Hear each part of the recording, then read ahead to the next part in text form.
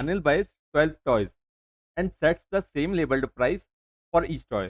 अनिल ने 12 खिलौने खरीदे और हर एक खिलौने का लेबल्ड प्राइस सेम रखा। ठीक है, लेबल्ड प्राइस को मार्क प्राइस भी बोलते हैं या फिर बोल सकते हैं अंकित मूल्य। ही सेल्स द फर्स्ट 8 टॉयज, 12 में से पहले 8 टॉय उसने बेचे 20% का डिस्काउंट देकर लेबल प्राइस पे। तो लेबल प्राइस पे 20% का डिस्काउंट, 20% की फ्रैक्शन वैल्यू 1/5। अगर 5 हम लेबल्ड प्राइस मानते हैं तो एक का डिस्काउंट, अब एक का डिस्काउंट हुआ तो 4, तो 4 में 8 खिलौने बेचे गए, मतलब खर्च कितना हुआ 32 का। ठीक है, पहले खर्च हुआ 32 का। देखो लेटर ही सेल्स द रिमेनिंग 4 टॉयज, बाद में बचे हुए 4 टॉयज बेचे गए with an additional 25% discount on the already discounted price. पहले डिस्काउंट हुआ था 5 पे 1 का डिस्काउंट, तो 4 बना था। ठीक है, और 4 पे 8 खिलौने बेचे गए, तो 4 हुआ ऑलरेडी डिस्काउंटेड प्राइस। अब इस पे 25% का और डिस्काउंट है ना, मतलब इसका 1/4 कर दो, तो 4 पे 1 का डिस्काउंट मिला, मतलब 3 रुपए में बाकी के बच्चे 4 खिलौने, है ना, 12 में से बाकी के बच्चे 4 खिलौने 3 रुपए में बेचे गए। तो 3 इंटू 4 12, तो दूसरा खर्च कितना हुआ 12 का, है ना, पहले 4 इंटू 8 32 का खर्च और उसके बाद 3 इंटू 4 12 का खर्च, तो टोटल कितना खर्च हुआ 44।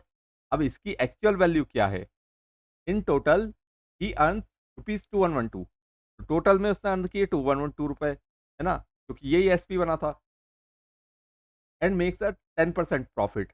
देखो यहाँ पर तो 44 की वैल्यू 2112 है, तो यहाँ के हिसाब से हम लोग पहले एक यूनिट की वैल्यू निकालेंगे। तो 4 11 टाइम्स, 4 5 ज़ा 20, 4 2 ज़ा 8, 4 8 ज़ा 32, तो 11 4 ज़ा 44, 11 8 ज़ा 80, तो 1 यूनिट की वैल्यू 48। ठीक है, हम 48 को 12 इंटू 4 लिखेंगे, है ना, मैं बाद में बताऊंगा क्यों कर रहे हैं। अब यहाँ पर ध्यान दो, ये एक अलग चीज होगी, मेक्स अ 10% प्रॉफिट। ठीक है, यहाँ पर ध्यान देना, 10% का प्रॉफिट हुआ, है ना, और 2112 अर्न किए, तो 10% का प्रॉफिट हुआ, मतलब 1/10 फ्रैक्शन वैल्यू होती है, 10 पे 1 का प्रॉफिट, तो 11 की वैल्यू 2112। तो 1 यूनिट की वैल्यू कितनी होगी, है ना, 11 से कैंसिल करें तो 11 1 टाइम्स, 9 टाइम्स और 2 टाइम्स, तो 10 यूनिट की वैल्यू होगी 1920। ठीक है, तो ये जो 1920 आया ये क्या आया है, सीपी। 1920 क्या आया है, सीपी। सीपी क्या हो गया 1920। यहाँ पर हमने एक यूनिट की वैल्यू 48 निकाली थी, है ना। हमको क्या करना है, आगे देखो, आगे पढ़ो। What would have been his percentage of profit, कितना प्रॉफिट परसेंट होता अगर वो सभी खिलौनों को लेबल्ड प्राइस पे बेचता विथ नो डिस्काउंट, डिस्काउंट ही नहीं देता, लेबल्ड प्राइस पे बेचता। लेबल्ड प्राइस 5 माना था, तो 5 के हिसाब से 12 खिलौने, मतलब कीमत कितनी बनती 60। अब इस 60 को 48 से भी इंटू करना, क्योंकि एक यूनिट की वैल्यू 48 आई है, तो 60 यूनिट की वैल्यू 60 इंटू 48, 60 को हम 12 इंटू 5 लिखेंगे, है ना। अब इतनी चीज़ें आप लोग को क्लियर हो गई है, सीपी कितना आया है 1920, और हमें आगे क्या करना है 60 इंटू 48। ठीक है, तो इतना मैं क्लियर कर रहा हूँ और आगे सॉल्व कर रहा हूँ। देखो सीपी आया है 1920, तो 60 इंटू 48 करने के लिए हम इसको मन में सोचेंगे 12 इंटू 4, और उसको मन में सोचेंगे 12 इंटू 5।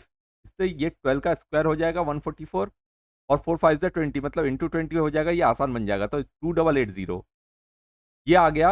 लेबल्ड प्राइस पे जब बेचा तो कोई डिस्काउंट ही नहीं दिया, अब डिस्काउंट ही नहीं दिया तो वही लेबल्ड प्राइस एसपी बन गया, सेलिंग प्राइस, है ना।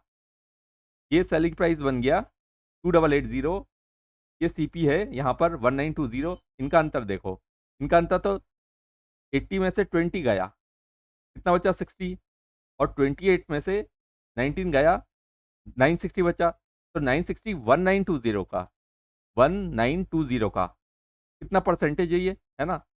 तो डायरेक्ट या तो ऐसे कैंसिल करके कर रहा हो या फिर डायरेक्ट दिखाई दे रहा है जो 960 है ना, वो 1920 का हाफ है, मतलब ये आंसर आएगा 50%।